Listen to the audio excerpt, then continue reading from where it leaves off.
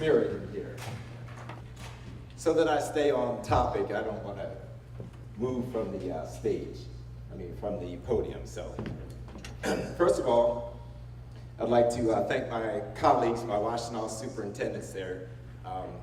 Without them, I probably wouldn't be here at this point. So I want to just thank you for your support and your camaraderie. I'd also like to thank my Board of Education because I do know that this is on video, so I want to make sure that I model good behavior for surviving your first superintendency. So, Connect 4, I call this connecting the 4 ingredients that are necessary in surviving your first, or we'll just say any superintendency. Because the average tenure for a superintendent is 3 years.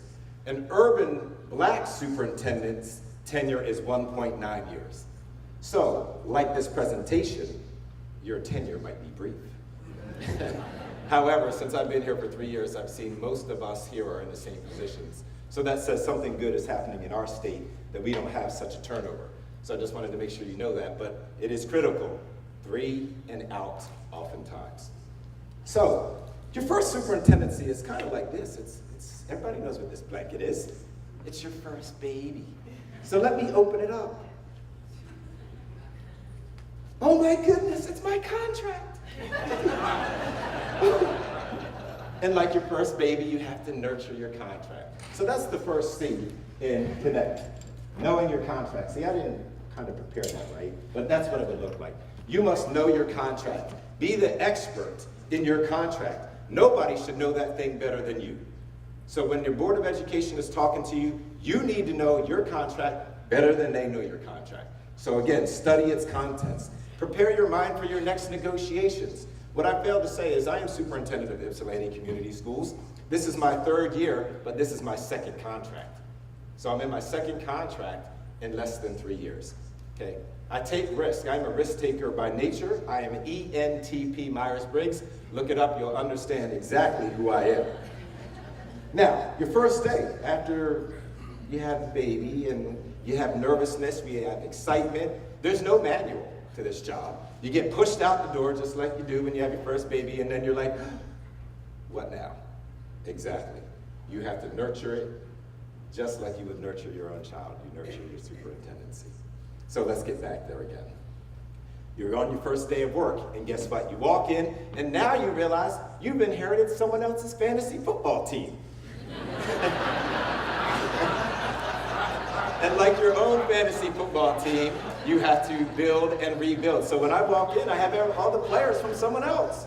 But they have to work to your advantage. So my 3 years and your 3 years should be about rebuilding and building your team for success. So again, now we're done with the C, the first C. Second one for me is charisma. Okay? We all have charisma in some sort. You have to tap into your charisma. Some of us are great writers. Some of us are just great people in terms of spirit or in terms of your presence. Tap into your charisma. If you don't have it, you better find somebody that does have it on your team, or again, you'll be out. 3 it out. So again, go back and let's talk about your charisma. Build relationships with your community. I argue that we have one of the most important jobs that nobody knows what we do. That to me is what drives me. How do people not know what a superintendent does when we are one of the most important people in a city? So that's our job. I don't necessarily know if we've done a great job doing those things. So get out there and promote what we do. Next, that's a second C. So let me run over here. So again, contract, charisma. Now let's get to the third C, community. Build it. Build your community by creating access to you. Create access to you. Be authentic. I talk about fantasy football. I talk about growing up in a rural environment, being an African American whose father was a doctor and whose mother was a teacher. I talk to kids, I talk to the community about who I am. I don't compromise who I am. I always tell people I'm Ben Edmondson first before I'm a superintendent, because I can lose this job tomorrow and I'll still be Ben Edmondson. So please work with Ben Edmondson as I am in my 2nd year or 2nd contract of the superintendency. Be the face of the community. Communicate regularly and compellingly. If there's such a word as compellingly, I might have just made that up. But be compelling. Tell our story. I am telling our story with my team in Ypsilanti. I'm not going to let someone else tell our story. It is my responsibility to share with my community what we're doing well and where we need to go. That's my responsibility. As Tebow said, hey, we got to take risk. My kids aren't about test scores, not at all, okay? And I won't let them be. And it's my responsibility to tell my community and show them that we are more than test scores.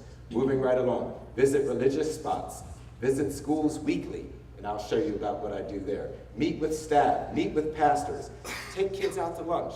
I've gone out to with my students. I invited one to invite 4. So 5 of us, I picked them up and we went to a Vietnamese restaurant. I actually gave them the choice, Vietnamese, Japanese, or Chinese food.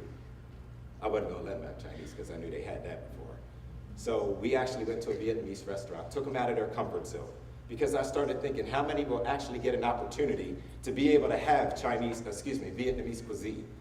So take risks for students, take them out. I email kids, I ask the simple question, of the following musicians, Michael Jackson, I threw somebody currently, like Britney Spears, Beatles, Paul McCartney, James Brown, I said, which musician has had the greatest impact on the world, not musically, on the world? Sent out an email, gave gift cards to those who could answer it in a nice, concise way.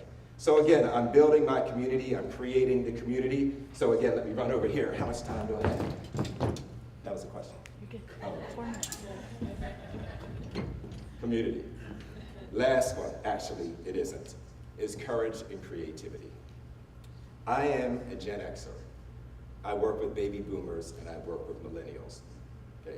I made a conscious effort as a Gen Xer to hire millennials who think differently than I do. I recognize that. So I went out, my first hire, which was courageous, was a photographer and a communications director. My photographer said, you have to change how people view your school district in photo. In photo. We started taking pictures of kids. We went to communities and started taking pictures of me with kids in the community, with teachers, with kids in the community. We put them up on our website everywhere because it was important that we show our parents. Every parent likes to see their child. So our website demonstrates what is our precious gift, children.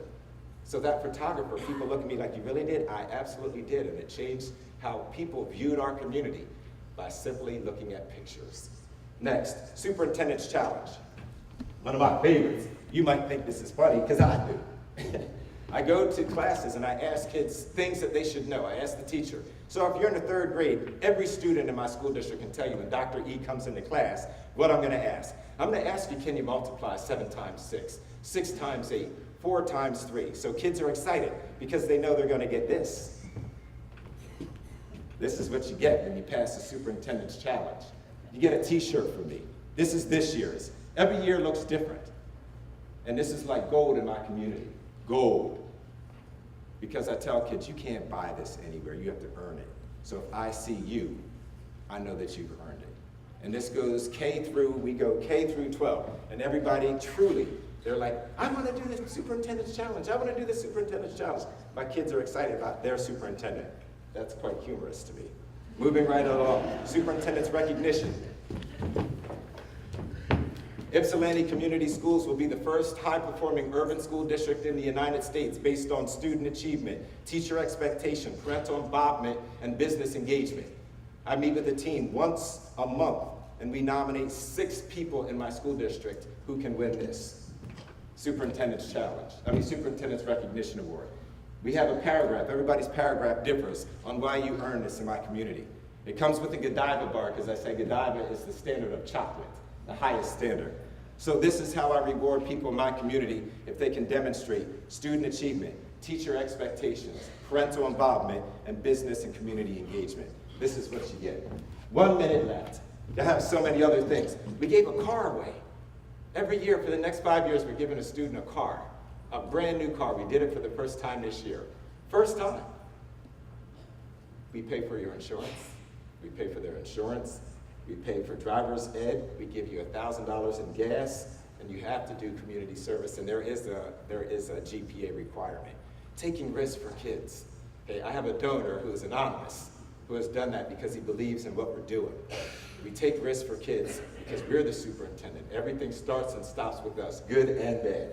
So in closing, because I want to keep to my time, and I think I left my clothes in somewhere. Here's my contract. That's what's most important.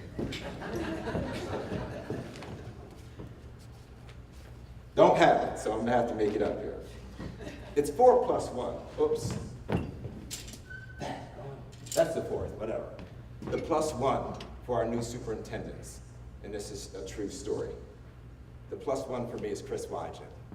Dr. Scott Menzo invited me to meet Chris Wygen, and that was an important meeting that I had at the end or during my second year of my experience as a superintendent. I'm going to encourage you to rely on Chris to call him. I am an extreme risk taker. They're all not good risks that I take. I accept that. There are consequences for the risk that I take as well. But I make sure that I have the support of my Washtenaw Supes, and I make sure that I contact Chris whenever I have any kind of concerns or when I'm feeling down or when I need encouragement. That's the man that I call. And it has been tremendous for me in growing in this job and developing relationships. So I encourage you, if you're like me when you started 2 years ago, when I started 2 years ago, I didn't know him, and I tell him, I thought he had the driest sense of humor, but I thought he was funny. Okay, but his knowledge base is great, his connections are great, and I encourage you to get to know Chris Wygen the same way that I have, because it has absolutely helped me survive my first superintendency. Thank you so much.